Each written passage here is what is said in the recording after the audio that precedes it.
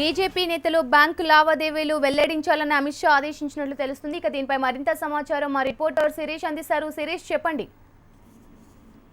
శ్రవంతి, ఈ రోజు ఉదయం 10 గంటల నుంచి 10:55 వరకు బీజేపీ పార్లమెంటు పార్టీ సమావేశం ప్రధాన అధ్యక్షతన జరిగింది. సమావేశంలో చాలా కీలక అంశాలపై డిస్కషన్ అనేది కూడా జరిగింది. విపక్షాలన్నీ కూడా ఆరోపిస్తున్నట్లుగా అధికార పార్టీకి సంబంధించిన ఎంపీలందరికీ ముందే తెలుసు. అధికార పార్టీకి సంబంధించిన ఎంపీలందరూ కూడా ముందే జాగ్రత్త పడి తమ దగ్గర ఉన్న నల్లధనాన్ని దాచుకున్నారని చెప్పేసి విపక్షాలు ఆరోపిస్తున్నాయి. కాబట్టి ఈ నేపథ్యంలో విపక్షాలను నిర్మూలించేందుకు అధికార పార్టీ ఎంపీలందరూ కూడా తమ లావాదేవీల వివరాలను వెల్లడించాలని చెప్పేసి కూడా అమిత్ షా స్పష్టం చేసినట్లుగా కూడా తెలుస్తుంది. దాంతో పాటుగా విపక్షాలు చేసే ఆరోపణలను మనం పట్టించుకోవాల్సిన అవసరం అనేది కూడా లేదు.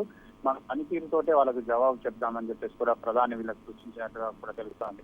అదే ఎలక్ట్రానిక్ చెల్లింపులు ఏవైతే ఉన్నాయో వాటన్నిటిని కూడా గ్రామ స్థాయి వరకు కూడా తీసుకువెళ్లాల్సిన బాధ్యత అనేది ఉంటుంది. అందుకోసం ప్రజల్ని ఎంపీలందరూ కూడా అవేర్నెస్ చేయాలని చెప్పేసి కూడా సూచించినట్టు కూడా తెలుస్తుంది.